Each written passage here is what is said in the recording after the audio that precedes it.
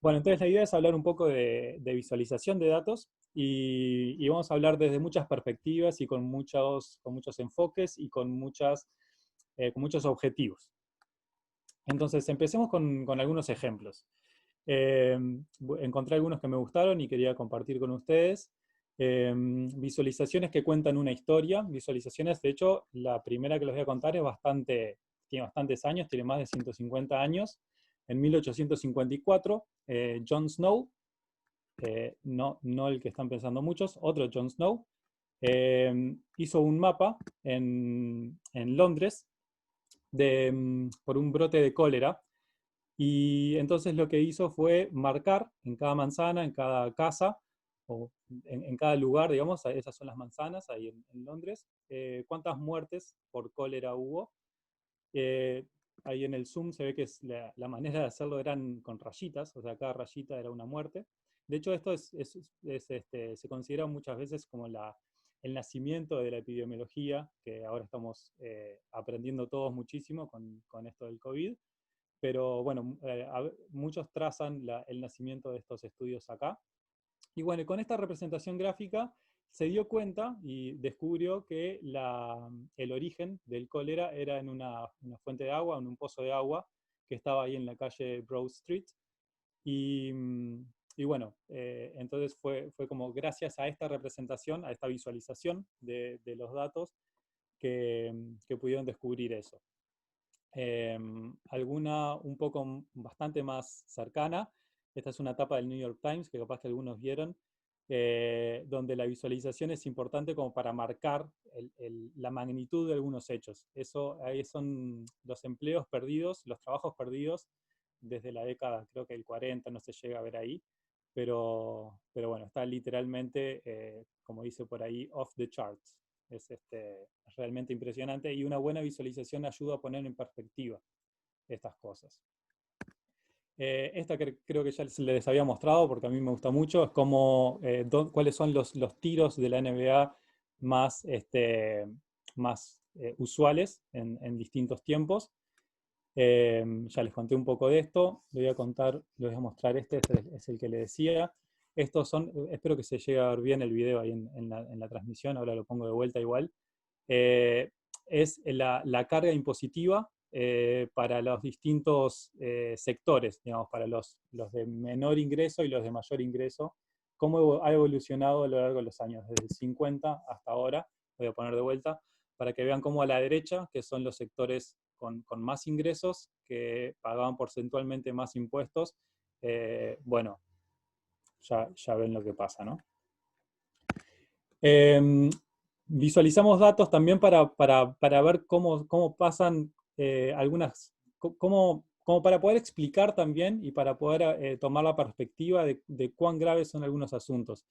Esta está buena también, son los diálogos de películas de Disney, eh, separados por género, masculino o femenino. Incluso ven que en películas donde la protagonista es femenina, como Pocahontas o La Sirenita, la mayor cantidad de las líneas de diálogo la tienen hombres. Algo también súper relevante para lo que es ahora, y quería poner esto porque esta página de la que creo que ya les hablé, que es 538, es muy buena y tiene muy buenas visualizaciones. Eh, es una manera también impactante de entender lo que está pasando justo en estos días. Eh, Esto es el porcentaje de votantes demócratas y republicanos que dicen que hay mucha discriminación para los distintos grupos, y entonces ahí pueden ver cómo los republicanos piensan que se discrimina más a los blancos que a los negros, por ejemplo. Bueno, y ahí quería mostrarles como visualizaciones que son potentes por alguna cosa o por otra. Les quería mostrar también un par de visualizaciones también muy recientes que, bueno, ustedes verán. Estas creo que son muertes por día a raíz del COVID-19, y realmente hay que hacer un esfuerzo descomunal para entender qué es lo que quiere decir ahí. Hay muchísimas cosas acá que después de lo que conversemos hoy, no vamos a poder ver que podrían ser mucho mejores, por lo menos. Esta también, en principio, no parece tan mal, más allá de que podríamos decir los colores, la atención, dónde se nos va la atención, todas esas cosas son mejorables, pero hay algo que rompe los ojos cuando uno se da cuenta, que son los días. Si se fijan en el eje horizontal, dice 28 de abril, 27 de abril, 29 de abril, 1 de mayo, 30 de abril, 4 de mayo, 6 de mayo, 5 de mayo, 2 de mayo, 7 de mayo, 26 de abril. El orden ese parece completamente aleatorio. Bueno, entonces, estos últimos dos parecen ser ejemplos de errores honestos. O sea, puede ser, y a la mayoría de nosotros nos pasa, que no nos damos cuenta que estamos haciendo cosas mal cuando estamos visualizando o mostrando resultados. Y hay otros en los cuales se puede sospechar de cierta intencionalidad. Yo les voy a mostrar algunos más adelante. Está ahí en el borde. Son muertes usando armas de fuego en Florida. Y bueno, en el 2005 se pasó una ley que habilitaba a un montón de cosas de protección, en fin, se llaman Stand Your Ground, que básicamente habilitaba a disparar en defensa propia en cualquier lado, simplemente por sentirse amenazado. Bueno, y ahí lo que pasa es que uno, si lo mira así, le puede dar la sensación que a partir del 2005, que es cuando se habilita esta ley, decrecen los asesinatos, y es que en realidad el eje está invertido. La autora de este gráfico dice que lo quiso representar así porque las muertes son algo negativo. Y bueno, puede tener su cuota de honestidad, pero lo cierto es que es confuso. Bueno, entonces, empezando un poco ya con lo que vamos a contar hoy, vamos a estar visualizando datos, en principio para dos cosas, aunque ya creo que les he adelantado y lo hemos repetido varias veces en este curso. Vamos a dar siempre muchas vueltas. Vamos a ir a mirar los datos, a correr cosas, a mirar resultados, a volver a mirar los datos, etc. Entonces, la línea es un poco difusa, y de hecho las herramientas gráficas que vamos a usar para una cosa o para la otra muchas veces son las mismas. Entonces, vamos a usar visualización de datos para entender los datos. A eso le vamos a decir explorativo, digamos, como para explorar los datos que tenemos, y después para explicar los resultados que obtenemos, para explicarle a otra persona, para explicarle a un público general, a una audiencia, al resto de compañeros de una empresa, lo que sea, un trabajo científico. Entonces empecemos brevemente con algunas visualizaciones exploratorias. Bueno, las estadísticas de los datos ayudan en general a entender un poco la estructura de los datos, pero podemos descubrir otras estructuras visualizando los datos. Y les voy a mostrar esto con un ejemplo también. Acá hay un montón de conjuntos de datos. Cada fila es un conjunto de datos distinto, que son puntos en el plano. Entonces ahí tienen la media de la coordenada X, la media de la coordenada Y, y la varianza, yo no recuerdo si le hice la raíz o no, pero bueno, eso es alguna medida de la varianza de los datos esos. Y ven que todos tienen más o menos las mismas características, la misma media y la misma variación alrededor de la media. Y sin embargo, los datos son completamente distintos, son estos que les estoy mostrando acá. Todos estos datos tienen la misma media, el mismo promedio, en X y en Y, y la misma variación. Entonces, claro, estas cosas uno no se da cuenta cuando está mirando los valores fríos de las estadísticas, y sí se puede dar cuenta mirando visualizaciones. Y no hablo solamente de cosas cómicas como que haya un dinosaurio, sino de ciertas estructuras de separación de los datos, como que hay un círculo, o como, bueno, hay un montón de estructuras acá que pueden querer decir cosas, dependiendo de qué es lo que sean los datos. Entonces, hay muchas formas de visualizar, y eso va a depender de qué es lo que queramos mostrar o ver, dependiendo si estamos explorando los datos o mostrándole resultados a alguien más. Podemos querer representar cantidades, y ahí podemos hacer gráficas de barra, bueno, puntos, ahora vamos a ver algunos ejemplos de esas cosas. Podemos querer mirar distribuciones, tenemos un montón de datos y queremos ver cómo es la distribución de esos datos, y vamos a hablar de histogramas, de densidad, Hay un montón de cosas ahí, no vamos a pasar por todas porque nos da el tiempo, pero ya les decía, al final de las diapositivas les puse los recursos donde pueden obtener más información de un montón de estas cosas. Yo voy a pasar por algunos de estos que seleccioné. Podemos querer mostrar proporciones, que por ejemplo tenemos el 100% de algo y cómo se distribuye yo qué sé, el mercado, o bueno, la Cámara de Senadores, yo qué sé, un montón de cosas. Y podemos también querer interpretar relaciones entre variables de 2 dimensiones, que también vamos a pasar por algunas de estas. Muchas de estas son las más conocidas quizás para muchos de nosotros. Entonces, empecemos con histogramas. Estoy pasando, digamos, volviendo a esto de acá, en cantidades, voy a hablar un poco después.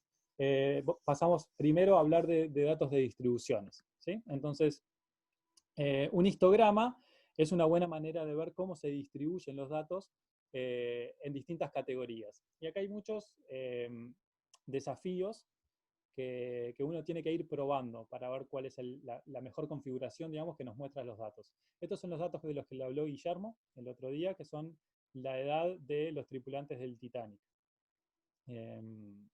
Y bueno, y ahí aparece más o menos esto, creo que son cada 5 años, o sea, cada barrita, estos deben ser de 20 a 25, sí, de 25 a 30, de 30 a 35, de 35 a 40 y así. Entonces, eso, lo que acabo de decir, cómo se distribuye cada barrita, digamos, qué es lo que quiere decir, qué años comprende cada barrita, es lo que se llama el tamaño del bin. Y eso es algo que hay que tener en cuenta porque podemos tener muchas visualizaciones y no todas tienen la misma calidad como para poder transmitir o como para poder visualizar. Acá, por ejemplo, tienen los mismos datos visualizados con distintos anchos del histograma. Y bueno, claramente hay algunos que muestran mejor los datos que otros. Acá en el último, donde son de a 10 años, como que nos perdemos cierta estructura. En este quizás aparezcan estos picos que bueno, o sea, si vamos muy finito, puede ser que lleguemos a que cada barrita tenga un punto, y entonces eso ya no es descriptivo. Se pueden hacer también, si no queremos hacer los histogramas con las barras, lo que se llama estimación de densidades por kernels, que eso les dejo después un link por si quieren estudiar un poco más, que básicamente suaviza el histograma para llegar a algo más parecido a una distribución. Y esto es lo mismo, pueden haber distintos, lo que se llama el ancho del kernel, que da lugar a distintas estimaciones de densidad que tienen distintas calidades, y siempre hay que jugar un poco ahí con el ancho del kernel para, es el análogo, digamos, al ancho del bin que hablamos en el histograma. Estos piquitos son los mismos que hay acá arriba en el de la izquierda, yo no sé si ven mi cursor, son los mismos que aparecían en el histograma anterior, son los mismos datos. Hay que tener cuidado porque, por ejemplo, esta estimación de densidad por kernels tiene un error. Ahí está marcado como que está mal. Quiero que lo miren unos segundos y a ver si se dan cuenta por qué. Estamos hablando que estamos visualizando la densidad en función de las edades de los que estaban en el Titanic. Hay edades negativas. Claro, hay valores negativos. Claramente no puede haber edades negativas. Entonces, cuando hacemos estimación de densidad por kernels, que básicamente lo que hace es poner una curvita alrededor de cada punto y eso lo acumula, bueno, eso claramente se va para los dos lados y después tenemos que interpretar, ¿sí? Esto no tiene sentido, fíjense que en los anteriores eso está cortado en el cero, ¿sí? Hay que tener cuidado con la interpretabilidad de los datos que estamos visualizando. Podemos hacer estas visualizaciones de histogramas o de densidades estimadas por kernels para más de una distribución. Acá, por ejemplo, podemos separar entre masculinos y femeninos, los podemos superponer, los podemos poner como fracción de la población total. Ahí están, son todos los pasajeros, el que está en gris. Y en todo esto hay una cuota de creatividad, y ahora les voy a mostrar algunos ejemplos, y alguna cuota como de conceptos básicos que uno tiene que cumplir, de los cuales vamos a hablar un poco más adelante también. Podemos usar esto para describir muchos conjuntos de datos, muchas distribuciones, digamos. Y cuando tenemos dos, hay uno que capaz que han visto, que es este de acá, que es como agarrar el histograma, rotarlo 90 grados y ponerlo comparativamente, uno al costado del otro. Entonces esto también, esto lo podemos hacer solamente cuando tenemos dos, pero puede dar información relevante también. Les quiero contar un poco de lo que es el boxplot. El boxplot es una manera de representar, muchas de estas cosas son bastante recientes. El boxplot es una manera de representar algunos elementos de una distribución de datos, y básicamente tiene los siguientes elementos. Tienen la mediana, que es la que se pone aquí. Estos son los datos, estos son lo que están a la izquierda, lo que está a la derecha es el boxplot. Ahora les voy a mostrar otro ejemplo de cómo se usa. Básicamente tienen la mediana, los cuartiles, y después tienen como estas líneas que lo que dicen es, bueno, hay que ver si hay lo que se llaman outliers o no. En un ratito podemos ir a la definición exacta de cómo se calculan estas cosas. Cuando no hay outliers se va hasta el valor mínimo, y si no, bueno, hay que hacer una cosita ahí, pero básicamente muestra cómo se distribuyen los datos. Entonces acá podemos ver las temperaturas medias en cierta localidad a través de los meses. Para cada mes entonces tenemos la temperatura media y bueno, los rangos estos entre los cuartiles. Acá tenemos algunos outliers, o sea que ha habido temperaturas en julio, por ejemplo, particularmente bajas. Esto es para algo que está en el hemisferio norte, claramente. Además, las temperaturas están en Fahrenheit. En julio, agosto es el verano, por eso las temperaturas son más altas. Pero hubo aparentemente un día de una temperatura particularmente baja para lo que es la distribución. El boxplot lo que hace es, lo que permite es comparar rápidamente entre las distribuciones, comparar entre un par de meses, por ejemplo. Podemos comparar las medianas, podemos comparar los rangos intercuartiles. Es como una visualización rápida de ese conjunto de datos. Muchas veces queremos saber si hay intersección entre distintos conjuntos de datos. Por ejemplo, si las temperaturas de noviembre y las temperaturas de julio tienen alguna cierta intersección o no. Y bueno, acá parece que no, ¿no? O sea, el boxplot de noviembre queda completamente separado del de julio. Quizás este outlier quede justo por ahí, pero esa es la idea, ¿no?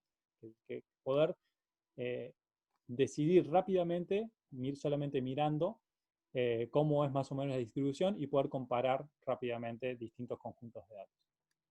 Algo muy parecido a esto es lo que se llama lo que tiene forma de violín. Básicamente es igual que el boxplot, pero en lugar del cuadrado ese, de la caja esta que teníamos acá en el boxplot, lo que hacemos es poner la densidad simétrica y acostada ahí. Entonces ahora les muestro los mismos datos con esta forma de visualizarlo. Uno puede ver más o menos la misma estructura que veíamos en el boxplot, pero también podemos ver cómo varía dentro de cada mes, cómo se distribuyen. Por ejemplo, diciembre tiene un rango de temperaturas mucho más amplio que junio, donde hay muchos días con temperaturas por acá y el rango de variación es mucho más chico.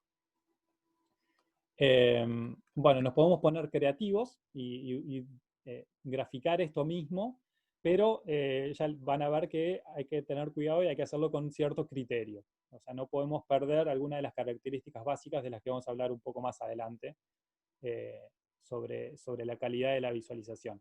En este caso estamos graficando lo mismo, pero de una manera un poco distinta. Es bastante parecido a este diagrama. En realidad es como si lo pensáramos acostado, porque lo que tenemos son las densidades, pero permite tener un poco más de detalle en algunos elementos. Por ejemplo, acá podemos ver que en noviembre tiene claramente un pico acá alrededor de 35 grados y otro pico acá alrededor de 50.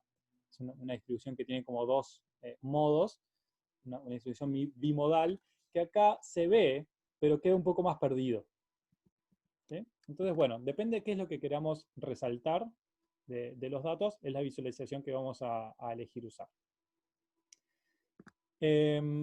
Una cosa que se usa muchísimo son los que se llaman los scatterplots, que básicamente cuando tenemos puntos distribuidos en el plano, como el que les mostraba hace un rato del dinosaurio y esas cosas, graficamos esos puntos en un plano.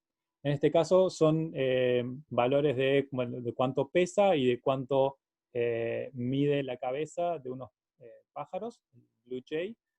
Y bueno, uno puede ver ahí más o menos la distribución. Me voy a adelantar mostrándoles algo que se puede hacer, que es usar algunos otros elementos, en este caso el color, para poder distinguir grupos. En este caso, los pájaros, los Blue Jay hembras y machos, para ver cómo se distribuyen en este gráfico de peso y tamaño de la cabeza, los dos grupos.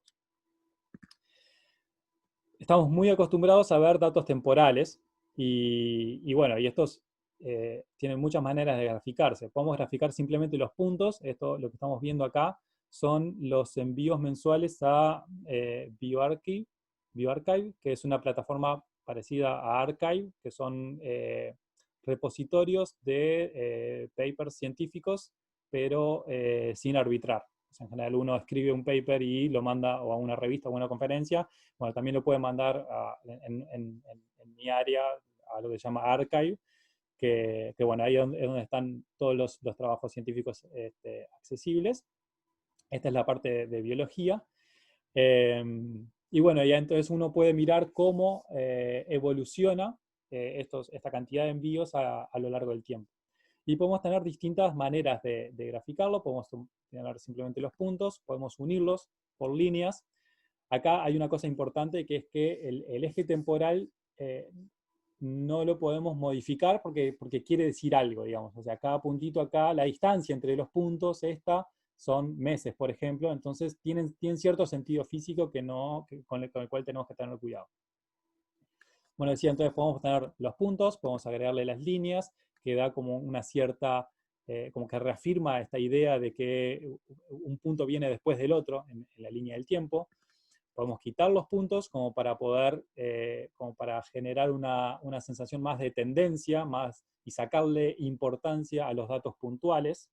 ¿Sí? Fíjense que acá como que tiene nos lleva a mirar algunos puntos y como que tienen cierto valor, como que queremos mostrarles que, yo qué sé, que en este mes del 2016 hubo alrededor de 400, ¿no? Y bueno, y eso capaz que no es lo que queremos mostrar, sino que queremos mostrar la tendencia, y entonces capaz que esto es un poco más razonable para eso. Cuando no tenemos datos, por ejemplo, así, como en dos dimensiones, tiempo y cantidad de cosas, o peso y longitud de lo que sea, sino que tenemos datos en más dimensiones, de más de 3, que son las que podemos llegar a visualizar, aunque con 3 ya vamos a ver qué es lo que pasa. Hay que hacer algún tipo de reducción de dimensionalidad. Podemos mirar los datos por separado, eligiendo de a pares o cosas así, eso es algo que se puede hacer. O podemos usar herramientas de lo que llaman reducción de dimensionalidad, como PCA o t-SNE, que es otra de la cual no vamos a hablar ahora. Creo que yo les comenté en la clase introductoria, se los presenté como para ver qué era lo que querían decir, pero sepan que uno puede tomar datos que tienen muchísimas características, que viven en un espacio de R a la 256, y quedarse con algunas de esas componentes como para poder visualizarlo. Y en ese sentido, PCA, PCA y este otro, el t-SNE, son herramientas que vale la pena tener en cuenta para hacer reducción de dimensionalidad.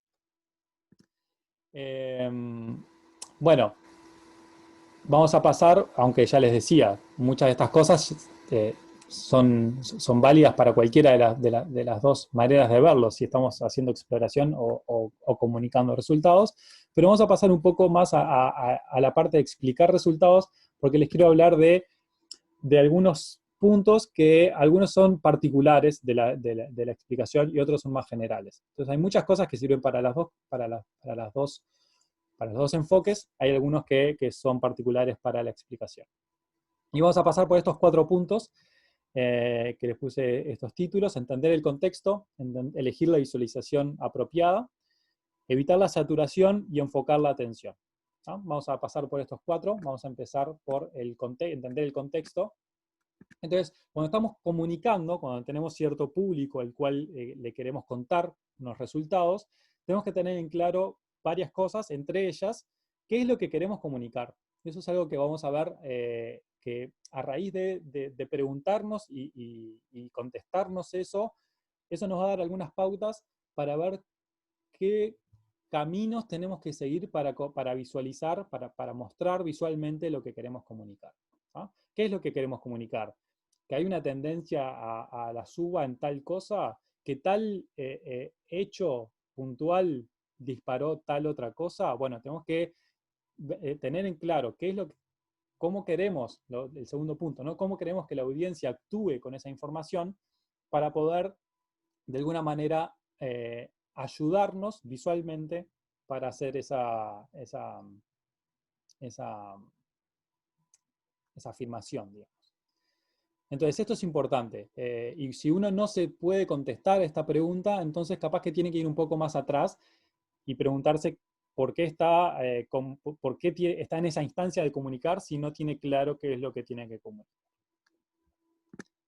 Entonces, un poco haciéndole el paralelismo con lo que veíamos recién, cuando visualizamos los datos para explorar, en general es como algo similar a cuando a buscar, esto lo copié del inglés, como buscar perlas en ostras, ¿no? Como que capaz que tenemos que abrir 100 para encontrar 2.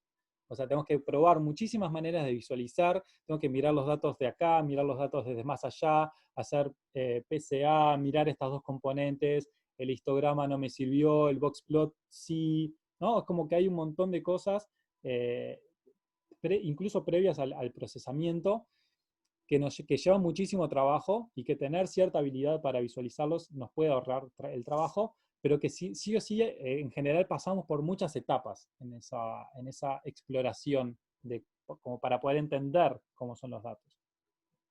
Y muchas veces uno se ve tentado a la hora de comunicar de contar todo el proceso. Y no es eso lo que hay que hacer. Hay que concentrarse en las perlas, digamos. Hay que mostrar los hallazgos que nosotros encontramos, que son los que queremos comunicar. Esa es la información que se quiere transmitir. ¿Sí? No queremos mostrarles las 100 pruebas que hicimos para poder descubrir qué es lo que terminamos usando, digamos, o lo que terminamos descubriendo, o lo que queremos comunicar al final. Entonces eso es algo que hay que resistir la tentación muchas veces de no mostrar información de más. Eso es con respecto al contexto, digamos, tener claro cuál es nuestro público, qué es lo que sabe, qué es lo que queremos que sepa, cómo queremos que actúe y armar una comunicación visual acorde a lo que nosotros queremos transmitir y que no necesariamente es mostrar todo el proceso que llevamos. Bueno, hay una segunda parte que es elegir la visualización apropiada. Que, bueno, primero no hay que temerle al texto simple, digamos, a mostrar simplemente un texto o un número. Que haya números no implica que tengamos que graficarlos.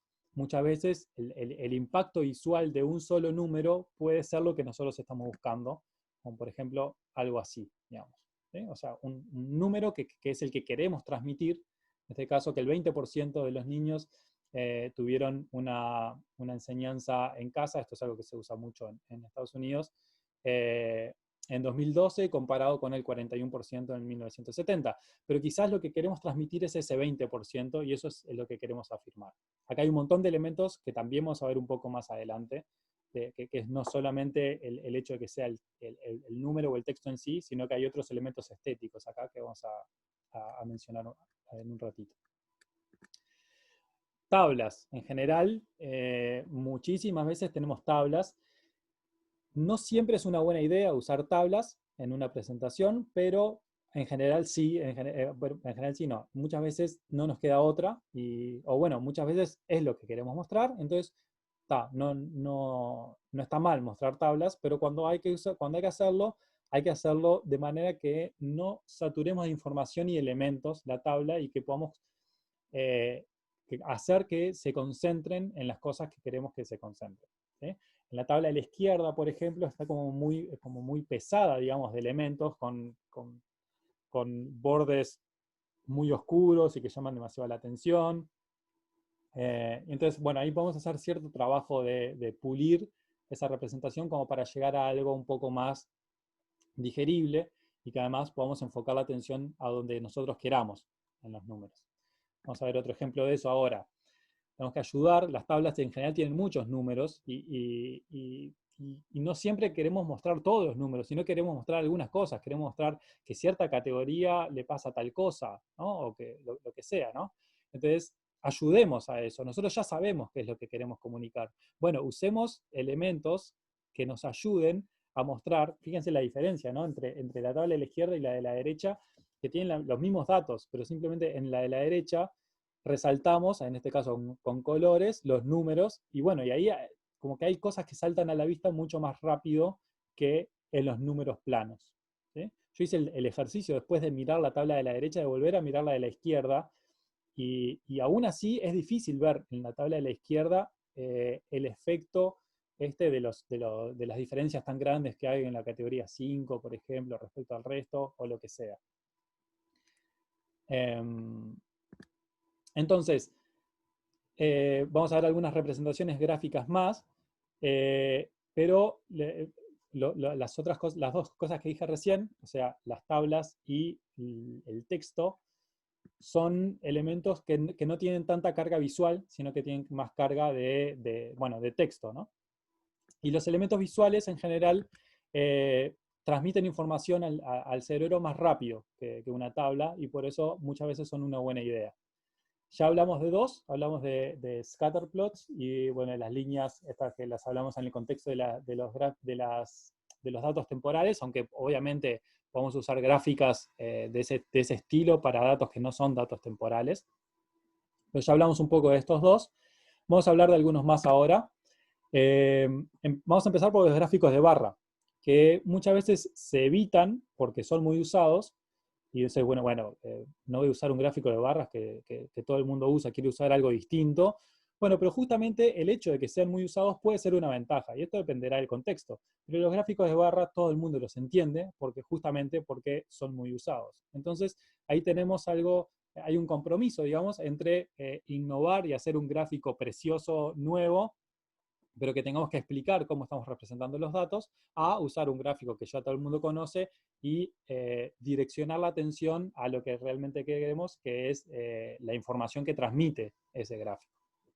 Esto obviamente depende del contexto, ¿no? Pero bueno, eso sí, hay que usarlos bien y justamente, quizás porque sean los más usados, son los que también se prestan para usarlos mal. Les voy a mostrar algunos ejemplos. Lo más importante es que en los gráficos de barra es súper importante el 0, ¿sí? Tiene que aparecer el 0, porque si no pasan cosas como estas. Este es un gráfico de Fox News. Esto va un poco en la línea de lo que les decía, donde podemos sospechar de cierta intencionalidad. No sé si se llegan a ver los números por el Zoom, pero bueno, esto es 35% y esto es 39%. ¿Sí? Obviamente esto no está a escala, y entonces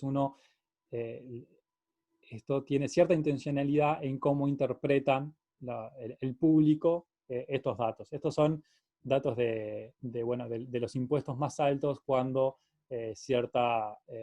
no viene el caso, ¿no? No importa, pero es claramente un mal uso de un gráfico de barras. Acá vemos los mismos datos, pero reescalados, ¿no? Esto es la gráfica a la izquierda, es tal cual la mostraba Fox News, y el gráfico a la derecha es incluyendo el 0.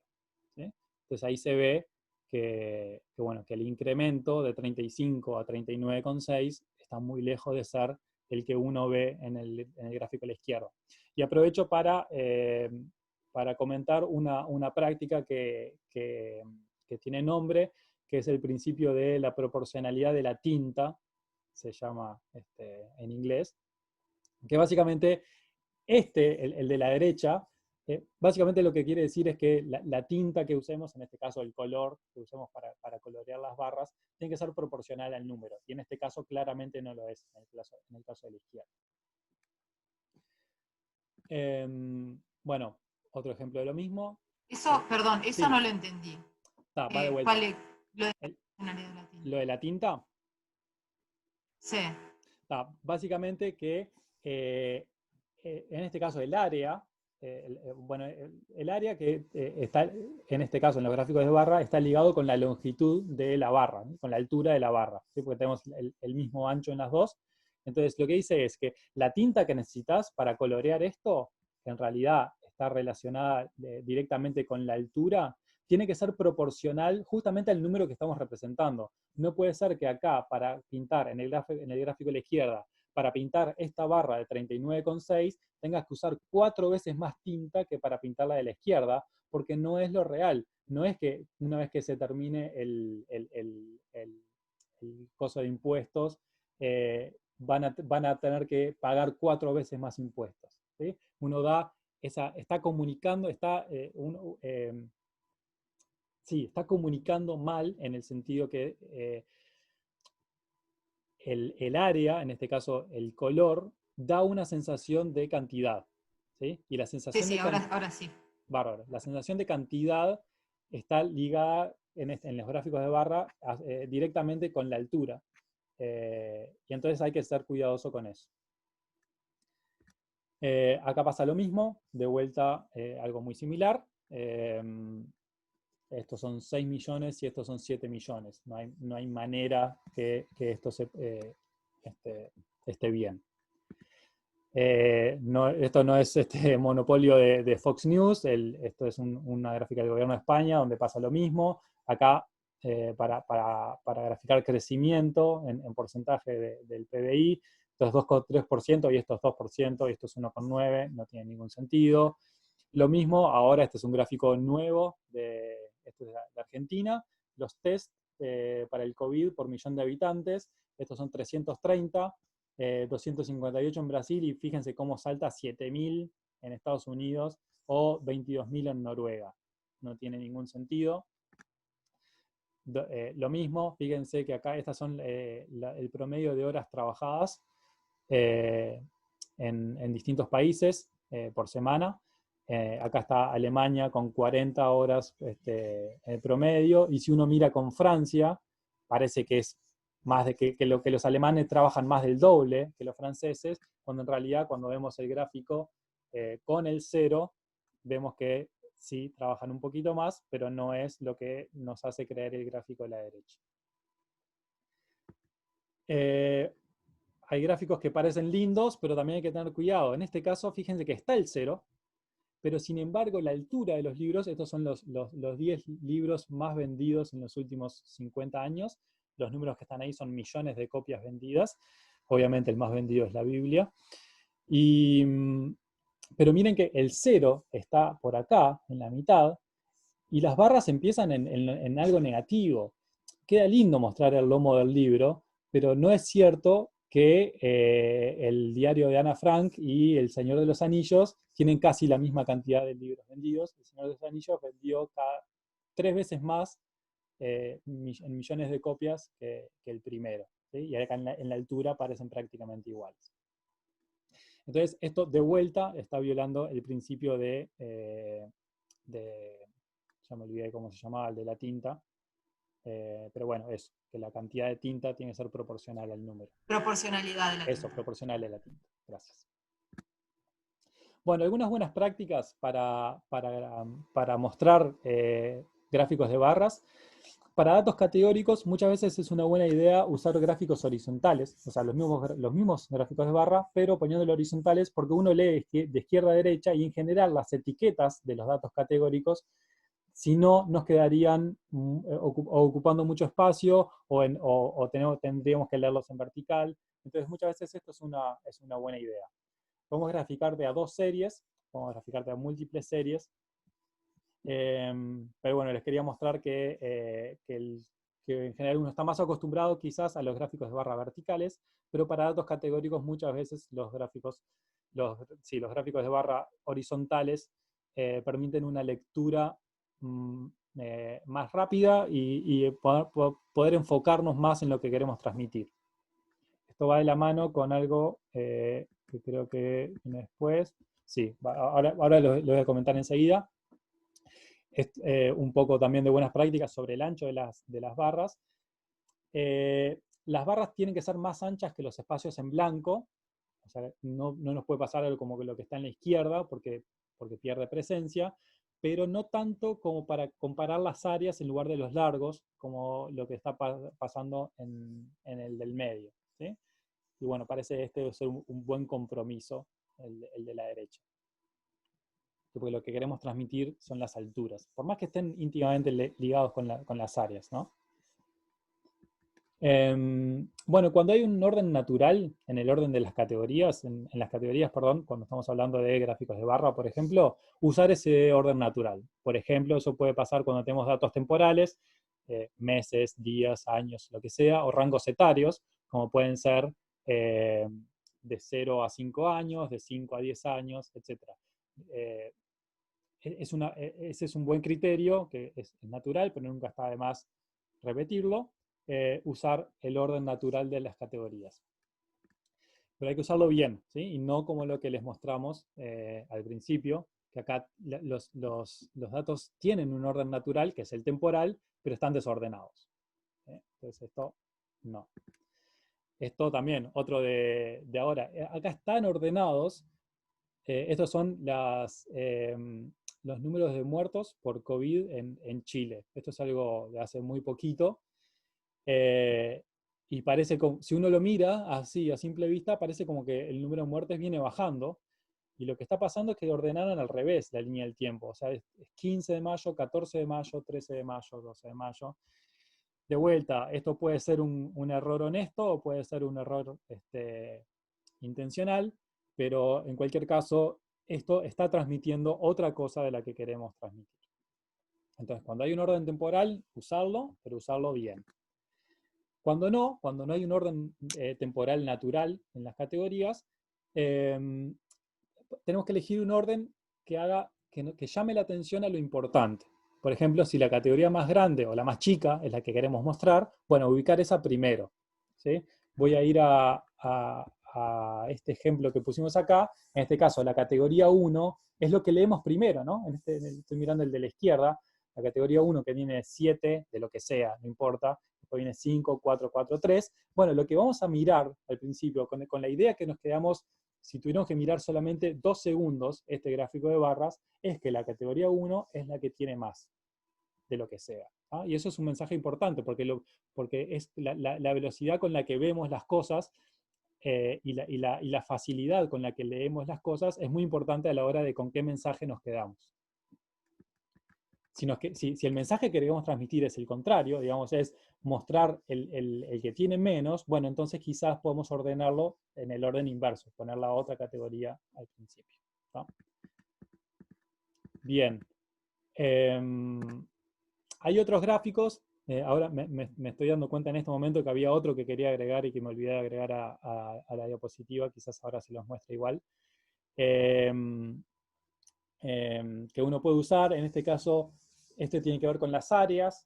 Es como parecido al gráfico de barras, pero donde uno muestra áreas. En general, el ojo humano es mejor para distinguir longitudes que distinguir áreas.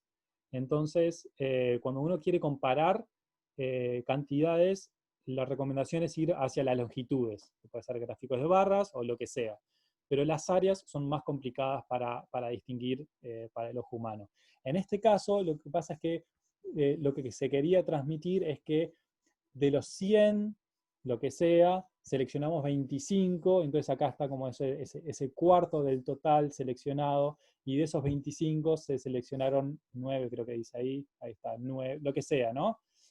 Pero bueno, es como para mostrar esa otra característica de los datos, ¿sí? No para mostrar la proporcionalidad.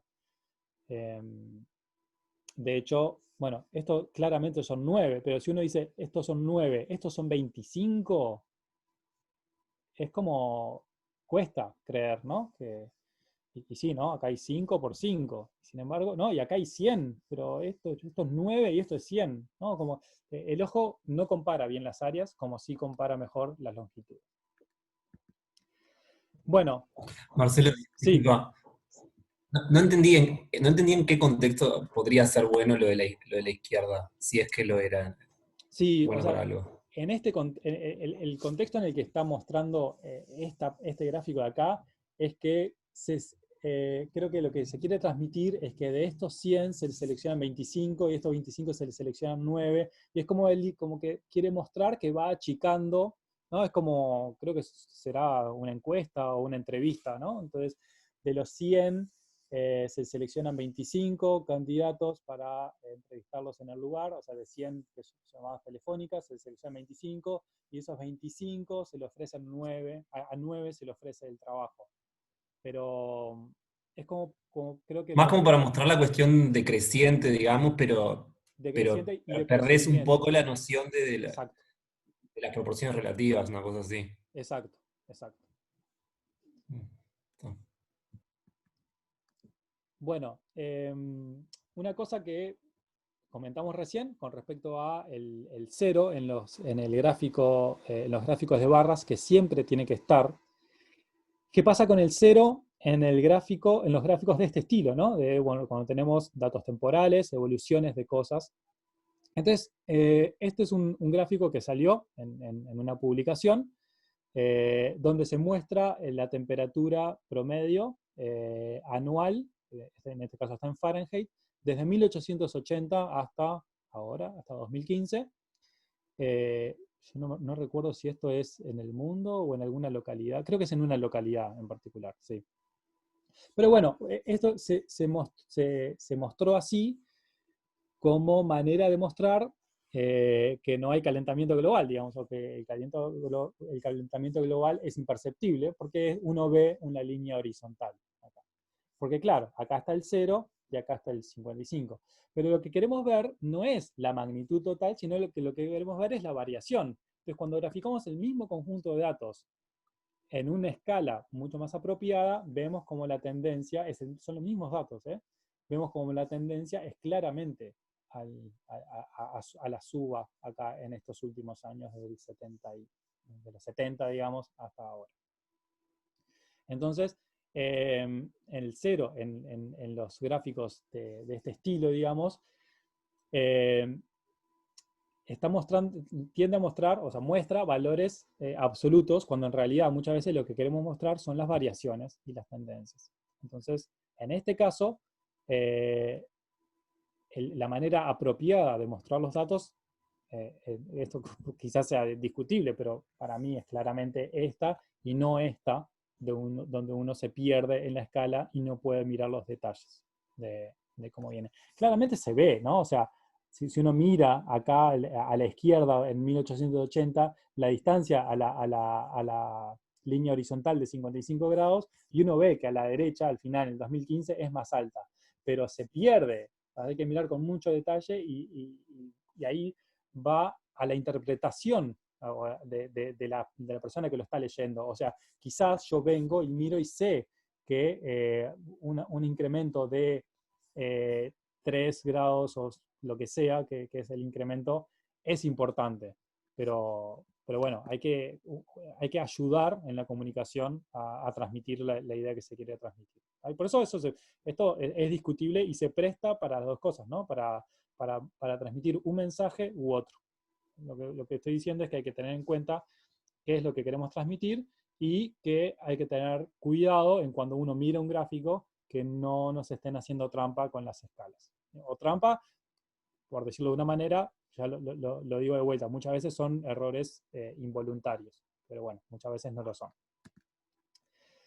Gráficos a usar con cuidado. Bueno, el gráfico, el famoso pie chart, más allá de malos usos, que simplemente como para hacer la presentación un poco más amena, les muestro un par que llaman un poco la atención. El de la izquierda, donde el 55% prácticamente se come toda la torta y el 38% es muchísimo más chico.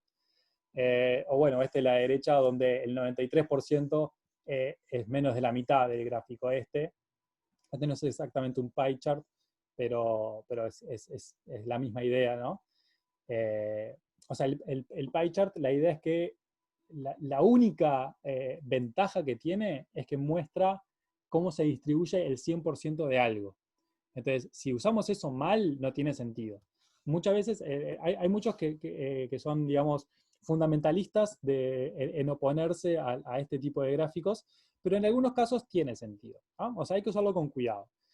La ventaja que tiene, yo creo que es la única ventaja que tiene, porque ya hablamos recién de cómo el ojo humano es malo para distinguir áreas, para comparar áreas, que es lo que está pasando en este tipo de gráficos, ¿no? Pero a veces tenemos que vivir con eso, digamos, o pagar ese precio para obtener el beneficio que es que se muestra el 100% como un todo y cómo se reparte un 100% de algo, ¿no? En este caso, claramente, estos dos ejemplos son nefastos, porque en este caso por la escala, en el caso de la izquierda, en el caso de la derecha porque esto suma más del 100%, porque seguramente hay categorías que se superponen acá. Entonces esto claramente no es el tipo de gráfico, el tipo de visualización que tendrían que haber elegido para mostrar estos datos. Bueno, hay otro caso claro de malos usos, que es este de acá. Estos son, quise traer como gráficos recientes como para que vean que esto pasa todo el tiempo, ¿no? Estos son los casos confirmados de coronavirus en el Reino Unido, y es horrible de ver, primero porque hay muchas categorías, y lo que hablábamos recién, es muy difícil comparar entre ellas, pero además porque uno tiene que ir de color a la leyenda para ver qué es lo que está mirando, tiene que ir con la vista para arriba y para abajo, ir y volver muchísimas veces porque está mal etiquetado este gráfico, además de que tiene muchísimas categorías y en ese caso se hace mucho más difícil comparar los gráficos de este tipo donde lo que aparece, lo que estamos comparando en definitiva son longitudes de arco o áreas. Bueno, hay algunos usos cómicos que son interesantes, o por lo menos divertidos. Nada, simplemente como para mostrar algo gracioso. La respuesta que darían muchos si tengo que usar un pie chart para mis datos. No, pero en amarillo. Y les quiero mostrar este ejemplo, donde es ¿cómo se llama? La división del mercado, digamos, de qué mercado tiene distintas compañías, en este caso son 4, y acá hay un par de errores en usar este gráfico, ¿no? Pero quizás uno puede mirar, y capaz que miren, cuál es la compañía que tiene mayor mercado, de acuerdo a ustedes en este caso, y más o menos de qué orden es. Y traten de hacerse una idea. No sé si alguno quiere tirar un número. Voy a aprovechar para mirar el chat.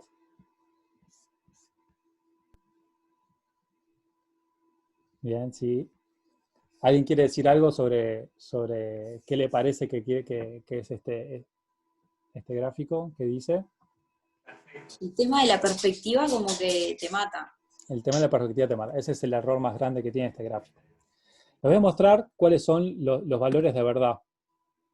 ¿Sí? El 31% es lo que está representando este de abajo y el 34% es lo que está representando este de arriba. No sé si a todos, si a alguno le pasó que pensó que este era más grande que este, y que pensaron que los números estos eran más grandes, capaz que del orden de 35, 40, lo que sea. ¿Sí? Entonces, primer error grande, usar esa perspectiva de la que hablaba Virginia. Y segundo error, incluso cuando estamos en 2D, está el tema de que hay 4 categorías, ya estamos ahí en el límite de lo que podemos distinguir, y el tema de distinguir áreas en lugar de longitudes. Este es otro similar. Acá lo que es el que se llama el donut chart, lo que se representa es el arco, la longitud del arco en lugar del área, pero es el mismo concepto y hay que tener los mismos cuidados. Y volviendo a lo que decía Virginia, de la perspectiva, esto sí es un gráfico a evitar, sí o sí. El del pie chart era, bueno, hay que mirar los beneficios y el precio que hay que pagar para esos beneficios. El beneficio es el de tener el 100% y el precio es lo que hablábamos.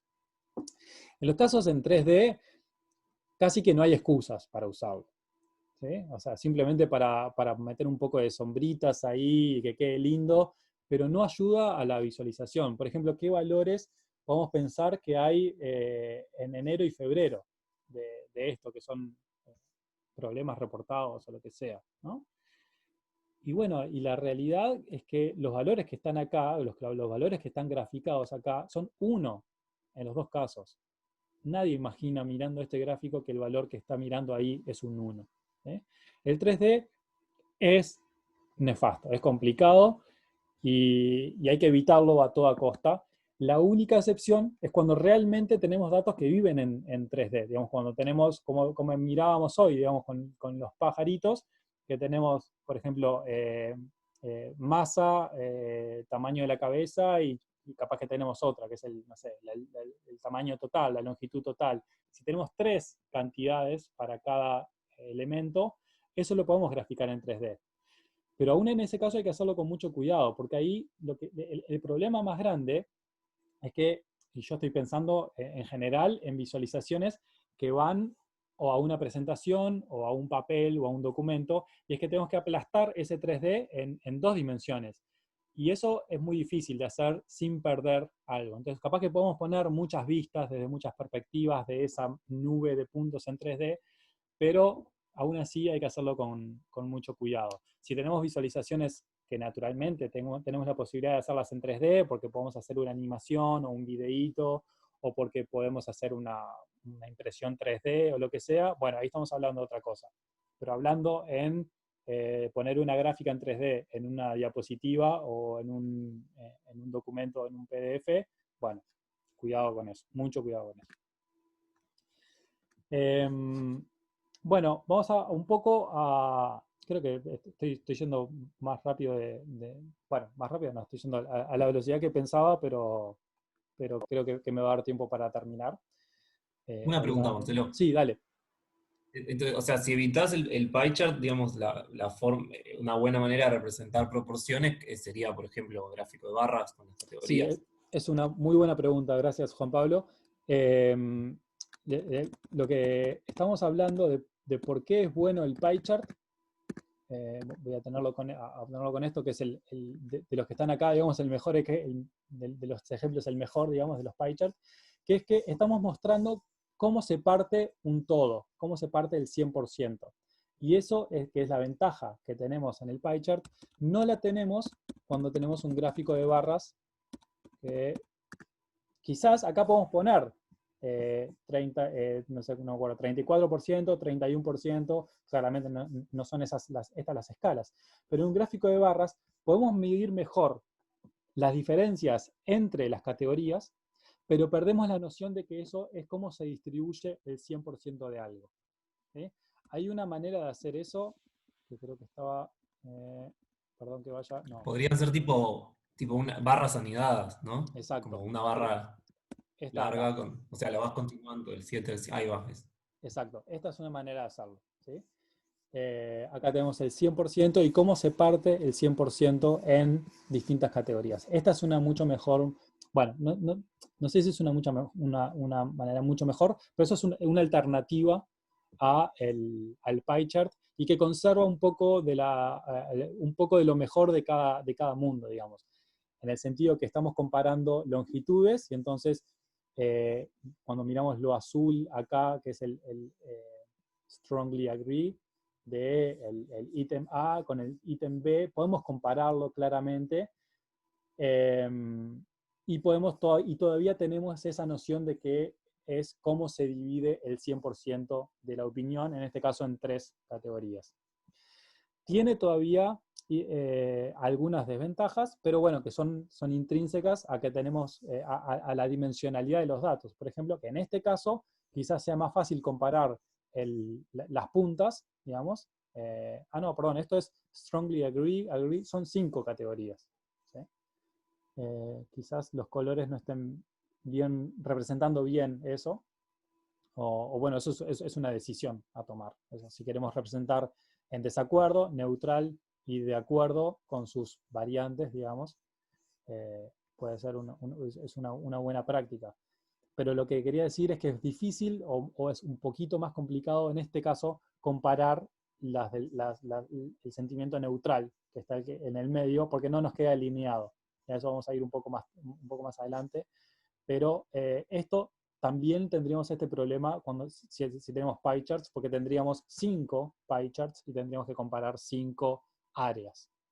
Entonces, esta es una buena manera de representar, una buena alternativa, si quieren, a los pie charts. Gracias por la pregunta, se me había pasado ese detalle. Bueno,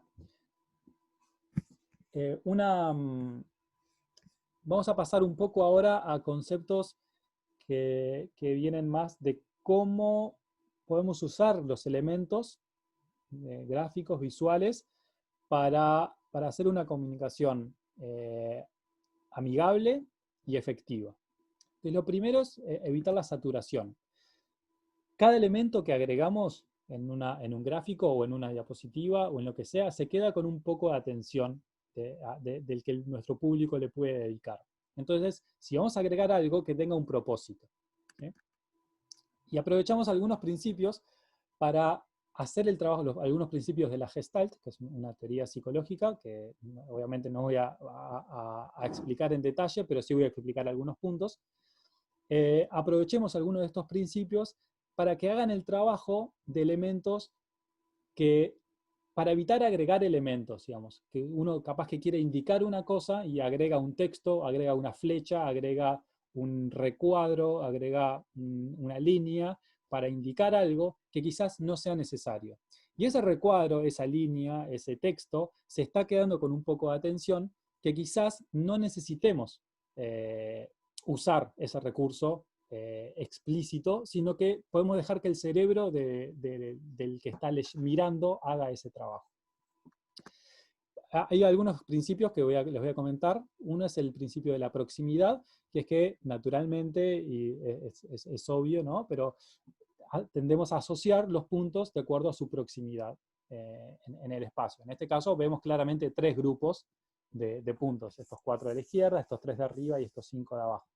Y podemos aprovechar eso para sugerir cuál es la manera en que queremos que lean. En este caso tenemos la misma cantidad de puntos, pero variando mínimamente la separación entre los puntos, podemos lograr que el público lea los números, lo que sea que queremos poner ahí, de manera vertical o horizontal, sin necesidad de agregar otros elementos que distraigan de la atención.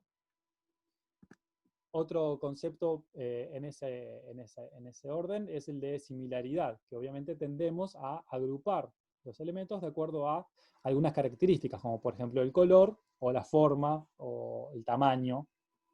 En este caso acá tenemos 2 ejemplos, el color en la izquierda y la forma en la derecha. Y de vuelta podemos usar esto, en este caso el color, para indicar cuál es la manera en que queremos que se lea una tabla, o la manera en que queremos desviar la atención, sugerir cómo queremos que se lea un gráfico, por ejemplo, sin agregar elementos extra. 4 principios más. Lo traduje como cercado. No sé si hay una traducción, no encontré una traducción al español, pero básicamente los 2 que están acá, a la izquierda, son el de enclosure y closure, o sea, cercado y clausura.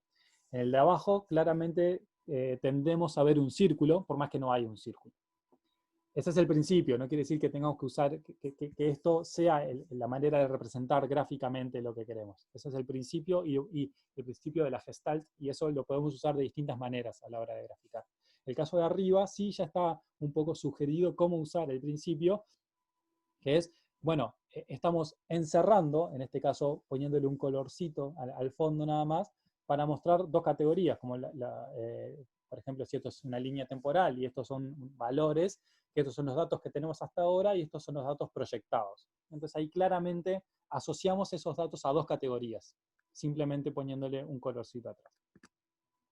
Otros principios, el de buena continuidad, básicamente si tenemos acá la imagen 1, cuando uno separa esto, si uno le dice separe estos dos objetos, la mayoría de la gente los separaría en en el del medio, en el 2 y no en el 3, por más que los dos son buenas explicaciones o explicaciones perfectamente razonables del fenómeno 1, digamos. No sé si se entiende lo que quiero decir, pero cualquiera de estas dos combinaciones, la 2 o la 3, podría perfectamente dar a lugar a la 1 cuando uno superpone el recuadro, el rectángulo de abajo, el de arriba, pero en general nosotros tendemos a pensar que lo que hay atrás de esto es un rectángulo completo y no es. Ese es el principio de la buena continuidad. Y eso, por ejemplo, es el que usé en un par de oportunidades ya, sin que se dieran cuenta, que no le puse un eje acá, sino que todas las barras empiezan en el mismo lugar. ¿Ah? Y eso lo hace automáticamente nuestro cerebro al ver esto alineado. No hay una barra acá que indique que todas empiezan en el mismo lugar, y sin embargo sabemos que todas están empezando en el mismo lugar. Otro principio que también hemos usado es el de conexión, y que cuando vemos objetos conectados con líneas, eso en general es un principio más fuerte que el resto, que el de proximidad o que el de color o el de similaridad en general, ¿no?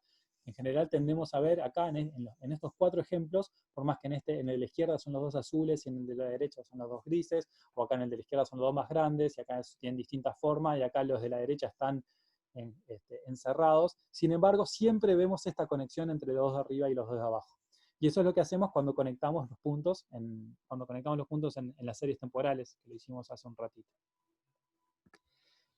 Bueno, y tenemos que tener en cuenta cómo procesamos la información. Eso, bueno, ya es parte de lo que estamos diciendo con los principios de la Gestalt. Y hay otros principios que vienen quizás del lado del diseño gráfico o lo que sea, que quizás muchos de ustedes ya hayan visto esto, pero les quiero mostrar eso porque es bastante interesante.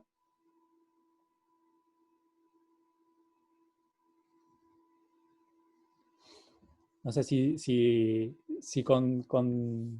con todo lo que tienen en sus pantallas quizás tengan alguna barra abajo que tape algo, lo que sea, pero esto funciona bastante bien en el sentido que... ¿Funcionó?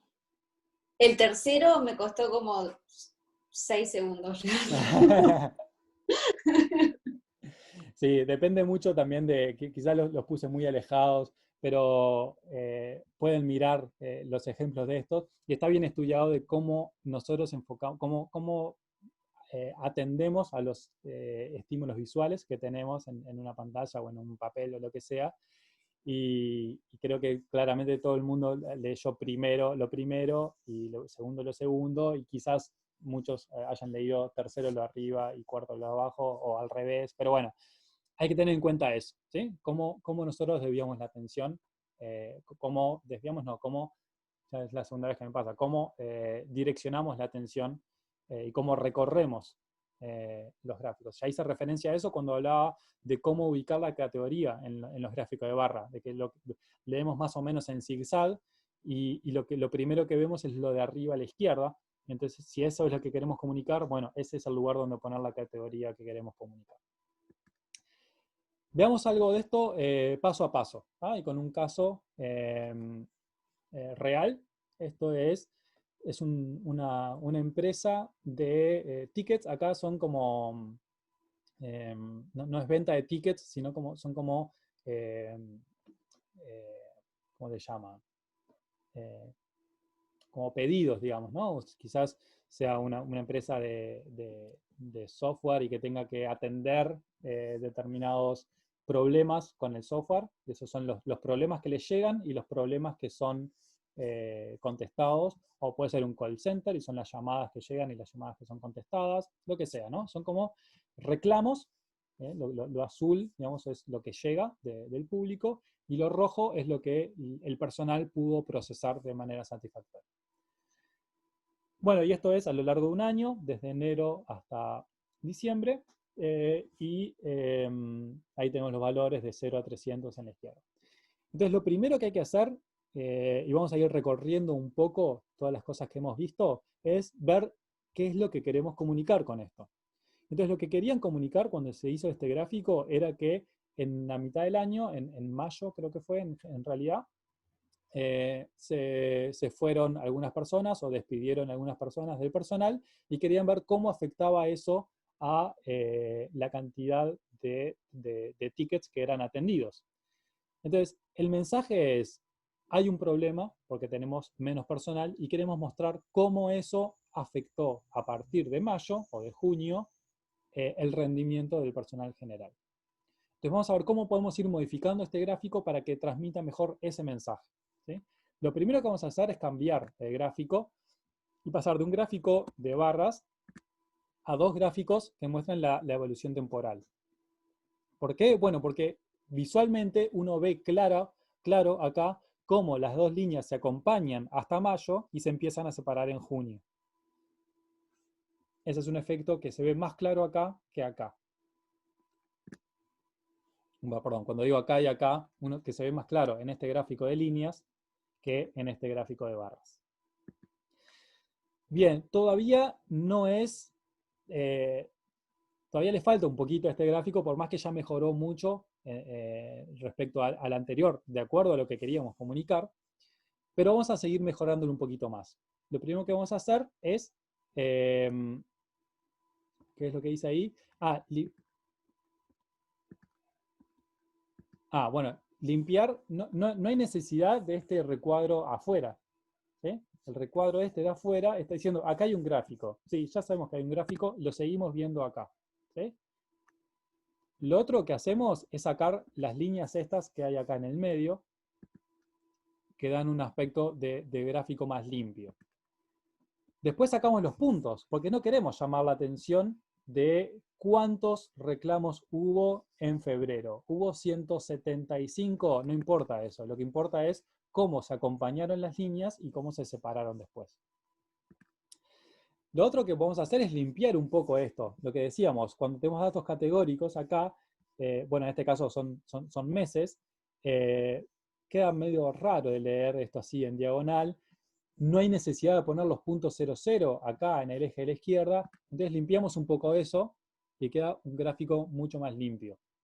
Y lo otro que hicimos acá es, volví al anterior, perdón que voy para atrás y para adelante, pero es para mostrar las diferencias.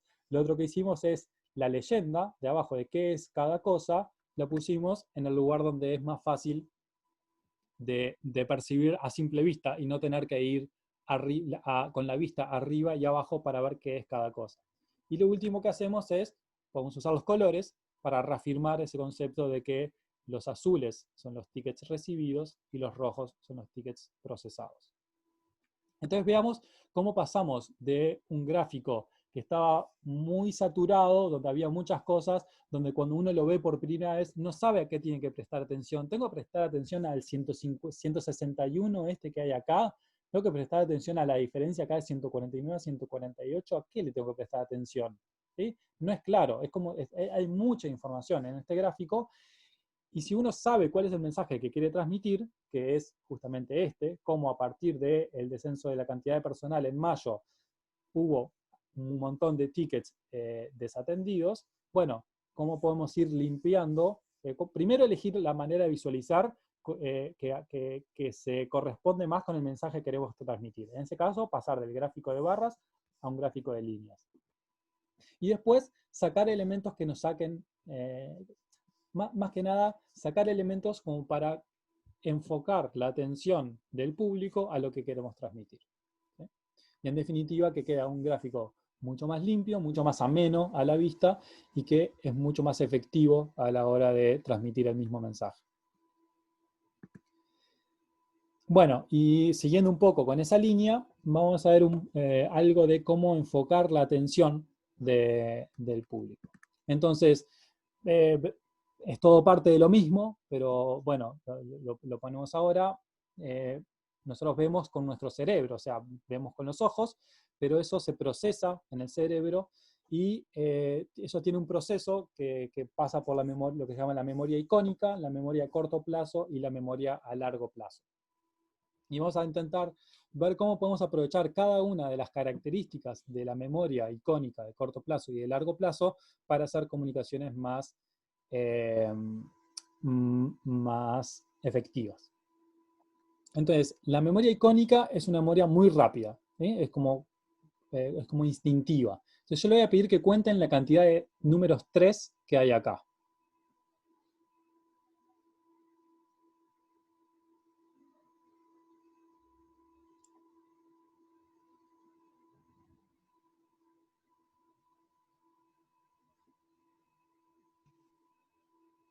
¿Más o menos? Acá uno dice 5 y otro 6. 6. 5. Bien. La respuesta correcta es 6. No me importa tanto, la respuesta es del orden, digamos 5 o 6, pero lo que quería mostrarles es la dificultad que tienen, o sea, todo el tiempo que les llevó, todo el esfuerzo que les llevó de no pestañear, de buscar, de ir, ¿no? Cuando en realidad, si lo que queremos mostrar es eso, hay una manera muy eficiente que es esto. Ahí enseguida uno se da cuenta que son 6. ¿Sí? El poder, y simplemente es el mismo dibujo donde el 3 lo puse en negrita nada más. Le cambié el color si quieren. El poder de la memoria icónica es realmente muy fuerte y hay que saber aprovecharlo. Entonces, le voy a pedir que lean el texto que viene a continuación para mostrarles el poder de eso.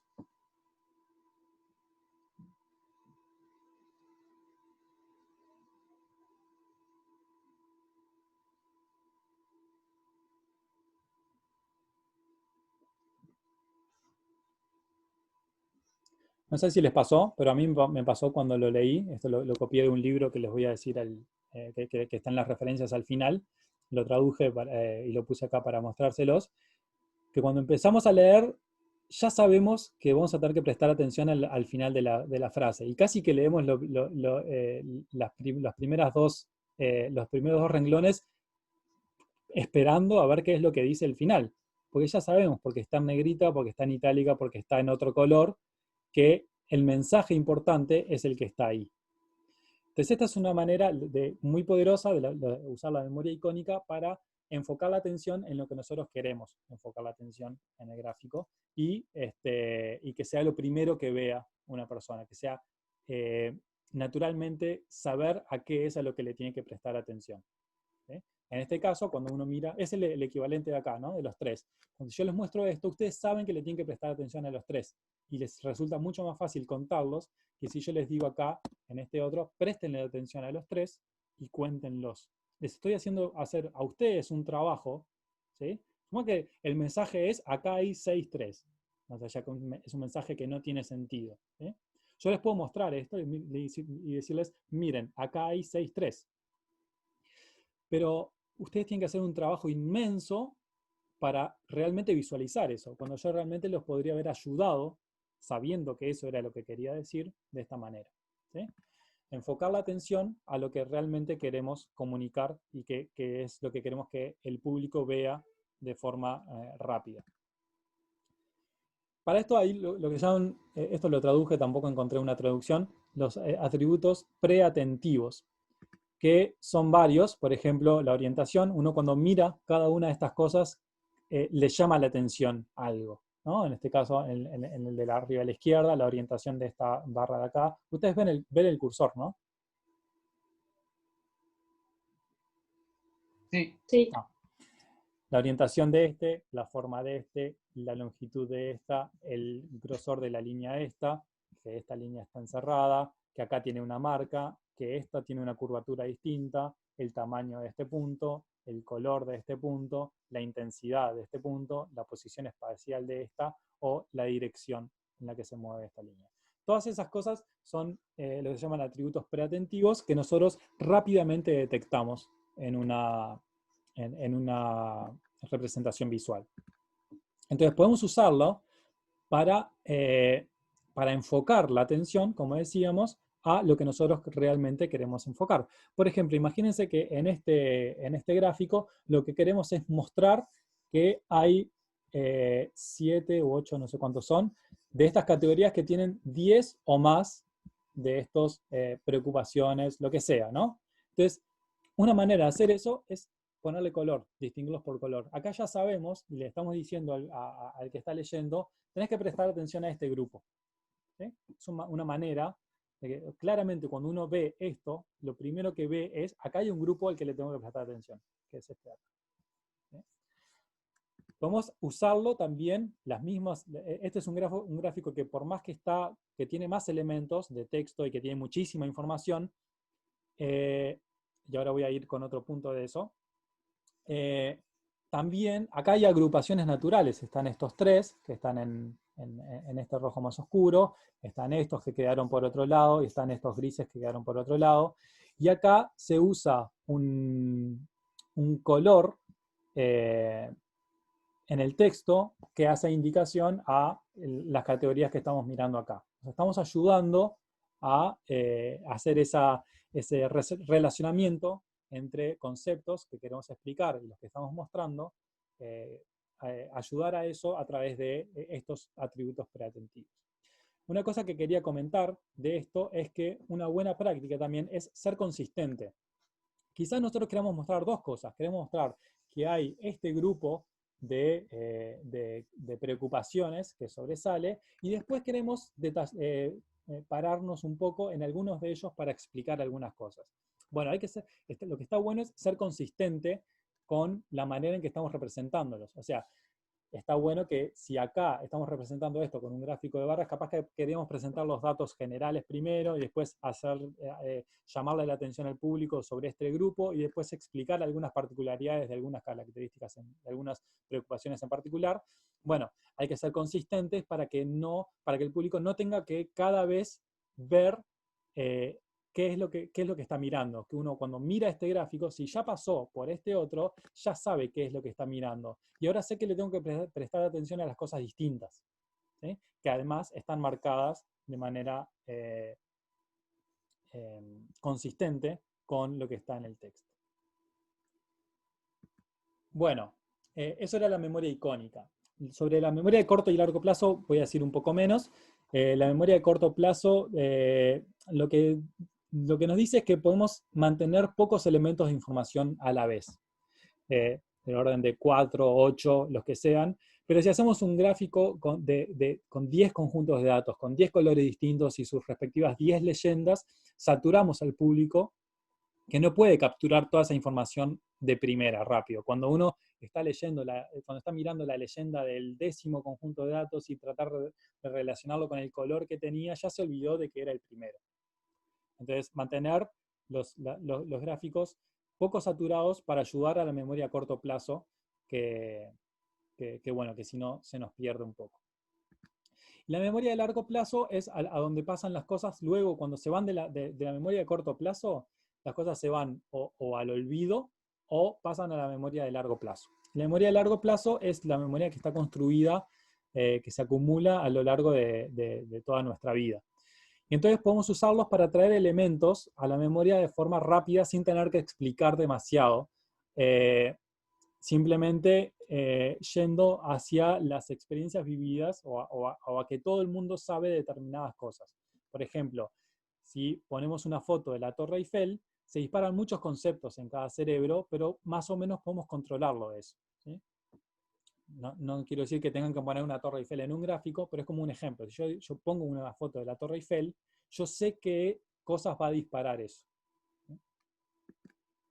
Bueno, para ir terminando, quedan muy poquitas cosas nomás.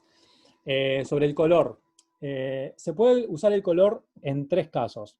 Para distinguir grupos, lo usamos recién. para destacar ciertos elementos, también lo usamos recién, o para representar valores, y eso creo que lo usamos menos, creo que lo usamos en una tabla, no sé si lo usamos en una tabla o algo así, pero lo usamos mucho menos. Entonces, para distinguir grupos ya lo usamos un par de veces, acá les muestro otro ejemplo, donde lo que queremos mostrar es un subgrupo de deporte, por ejemplo, cómo son los cuerpos en porcentaje de grasa en el cuerpo y en altura de los que practican determinados deportes. Y lo que quiere mostrar este gráfico es dónde están los que hacen deportes de pista, por ejemplo, que son los más bajos y los que tienen determinado porcentaje de grasa, ¿no? Bueno, los más bajos con respecto a otros deportes, ¿no? Pero bueno, vamos a ver cómo podemos usar los colores para representar valores. Este es un ejemplo donde acá miramos en el estado de Texas cuál es el ingreso promedio anual de acuerdo a la ubicación geográfica, y tenemos una escala de colores que nos permite asociar rápidamente y ver que en esta parte de acá y en esta parte de acá son los lugares que tienen mayores ingresos en promedio. Y bueno, y una cosa que hay que tener en cuenta es la escala de colores. La escala de colores que hay que usar tiene que ser fácilmente interpretable, ¿no? Uno puede ir de un blanco a un azul oscuro de forma de gradiente, digamos, en degradé, pero si uno va de un violeta a un verde, bueno, ¿qué quiere decir el color en el medio, no? O sea, hay que usar rangos y paletas de colores que sean interpretables. Y usar el color con responsabilidad. Por ejemplo, acá en la parte de la izquierda, uno se pierde entre tantos colores y queda realmente saturada de información y no sabe qué es lo que le tiene que prestar atención. La tabla de la derecha tiene la misma información, pero es mucho más fácil de atender a las cosas que queremos mirar acá, ¿sí? O sea, es la misma información, solamente que pasamos de una escala de colores que va del rojo al violeta a una escala de colores de un solo color, pero donde indicamos con la intensidad del color el ranking. Y bueno, una cosa que ya dije, pero la voy a repetir, ser consistente. Uno puede estar tentado en decir, bueno, voy a tratar de no aburrir al público y para eso voy a cambiar la forma de visualización y voy a cambiar los colores todo el tiempo para que sea más divertido. Bueno, un poco se puede hacer, pero también está el hecho de que uno, con la consistencia de los colores, ya tiene mucho terreno ganado cuando lo muestra una segunda figura, porque ya el público ya tiene asimilado qué quiere decir cada cosa. De la consistencia es importante también. Y bueno, también es importante diseñar teniendo en cuenta a los daltónicos. Y hay algunos recursos que les puse acá donde uno puede ir y chequear si los gráficos que uno genera son amigables para las personas con daltonismo. Bueno, acá les puse algunas referencias. Ya, como tenemos un rato todavía, les voy a mostrar un ejemplo más. Pero acá hay algunas referencias de las que usé. Estos dos son dos libros que son muy interesantes. La mayoría de las figuras lindas las saqué de acá. Storytelling with Data. Y este es el libro que yo les digo que acá les puse el sitio web que está para leer. O sea, si hacen clic en este link, les va a aparecer el sitio web para leer. Y tienen mucha más información obviamente, de las que yo intenté transmitirles acá. Pero creo que les di un pantallazo general del tipo de cosas que pueden encontrar por ahí. Por ejemplo, y perdón que vuelva, pero este tipo de gráficos están en ese libro, en el primero que está ahí en la lista de referencias, y entonces uno puede ir a ver detalles sobre los histogramas, sobre las densidades, sobre cosas que no conté, como las densidades acumuladas, o lo que llaman los diagramas QQ. Bueno, varias de estas cosas sí las comenté, el boxplot, los diagramas estos, los gráficos de barra, los pie charts, muchas cosas de estas sí las comenté, otras no, porque me pareció que tampoco quería quería usar algo de lo que aprendí, digamos, de no saturar con información, y seleccioné algunas de estas cosas como para mostrarles, pero tienen un montón más. Entonces, nada, eso, tener en cuenta que acá tienen un buen par de libros donde pueden mirar recursos para elegir formas de visualización, y donde también tienen buenas prácticas. Algunas de ellas las comenté hoy, y hay algunas más que pueden encontrar por ahí. La tercera, es una página que está muy linda, donde tienen un montón de visualizaciones, un montón de tipos de visualización a la izquierda, ahora, capaz que se las muestro ahora, y un montón de lenguajes de programación en las columnas, y en cada casillero tienen circulitos que significan que pueden hacer clic ahí e ir a buscar ejemplos de esa visualización en ese lenguaje. Ahora les muestro para que quede un poco más claro. Lo voy a mostrar ahora. ¿A ustedes ahí están viendo mi navegador? Sí. ¿Están viendo la página? Está perfecto. Fíjense que acá a la izquierda tienen, por ejemplo, gráficos de barras, gráficos de waterfall, que es algo que no comenté, que son como una variación de los gráficos de barras, otras de densidad, pie chart, lo que sea, el donut chart, algunos que sí estuvimos comentando. Y acá arriba, en las columnas, tienen herramientas o lenguaje de programación o cosas de esas, como por ejemplo Matplotlib, que es la librería para graficar en Python, por ejemplo, o por acá está R también, acá está PowerPoint, acá está R, yo qué sé, hay un montón más, Stata, bueno, lo que sea, ¿no? Entonces acá pueden, por ejemplo, vayamos a ver cómo podemos ver un heatmap en Matplotlib.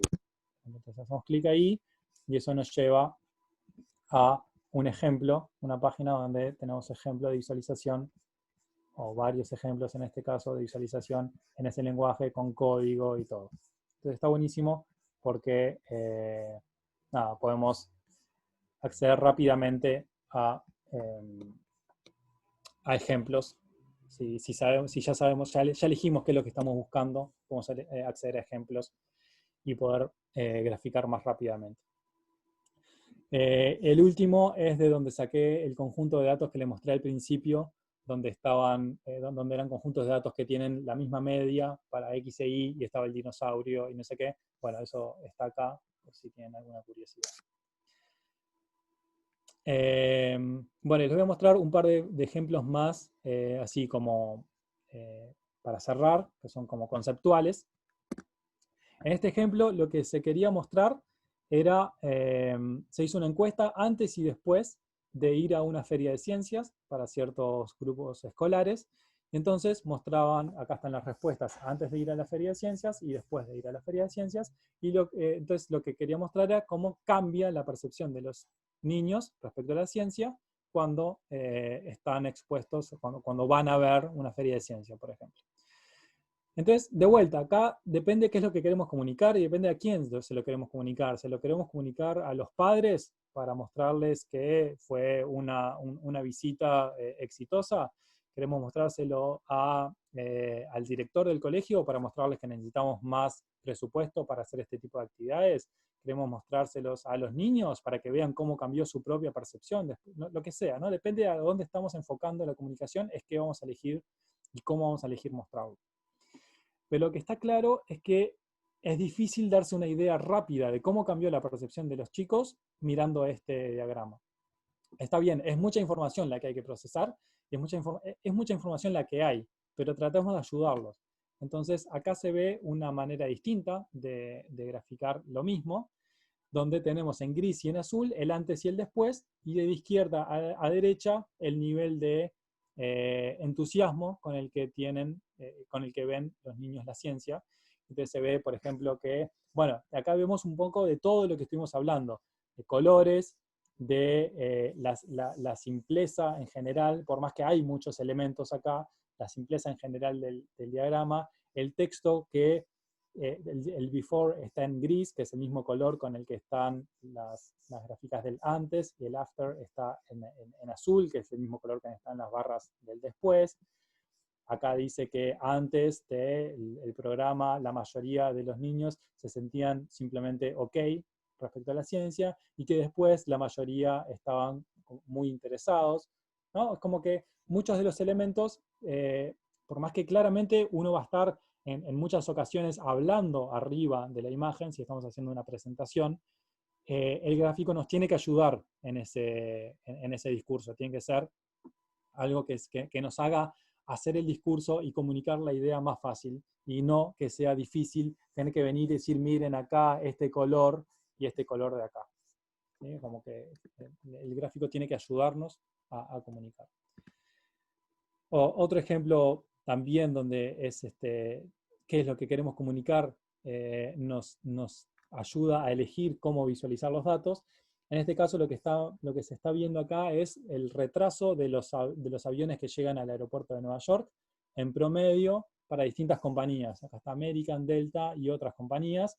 Y acá está puesto en función de la distancia del vuelo y la cantidad de vuelos. Hay como mucha información acá y no se sabe qué es lo que a lo que tenemos que prestar atención.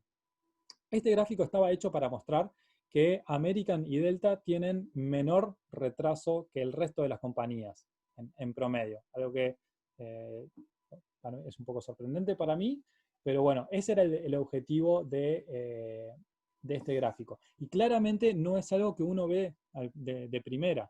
Uno ve un montón de puntos con distintos tamaños, que no sé si le tengo que prestar atención, no sé qué es cada gráfica de estas, cada color, porque tengo que venir acá a buscarlos, no sé qué es lo que, no sé a dónde tengo que mirar, no sé qué es lo que me está tratando de comunicar. Entonces, los mismos datos se pueden comunicar de una manera mucho más efectiva si uno sabe qué es lo que quiere comunicar. Acá está, y acá va de vuelta en algo en lo que conversamos al principio, que es que si lo que queremos comunicar son los valores más chicos, bueno, los ponemos arriba.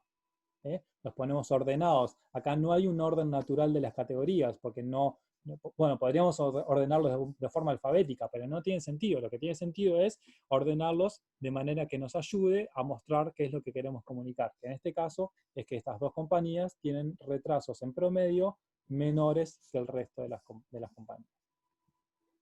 Entonces quería comentarles este par de ejemplos, medio como integradores, si quieren, como para ver un poco, bueno, acá se ven un montón de cosas más, ¿no? Está el color, o sea, usamos acá el color para agrupar. Estos son los dos a los cuales hay que prestar atención, ¿no? O sea, está como todo junto acá. Les quería mostrarles este par de ejemplos como para ver cómo uno puede ajustar los elementos visuales para comunicar de forma más efectiva cuando uno sabe qué es lo que quiere comunicar. Y ese es el primer paso del que hablamos sobre el contexto. Uno tiene que tener claro qué es lo que quiere comunicar y en base a esa respuesta hay que armar el gráfico, la visualización o lo que sea. Bueno, por ahí eso es todo lo que les quería contar.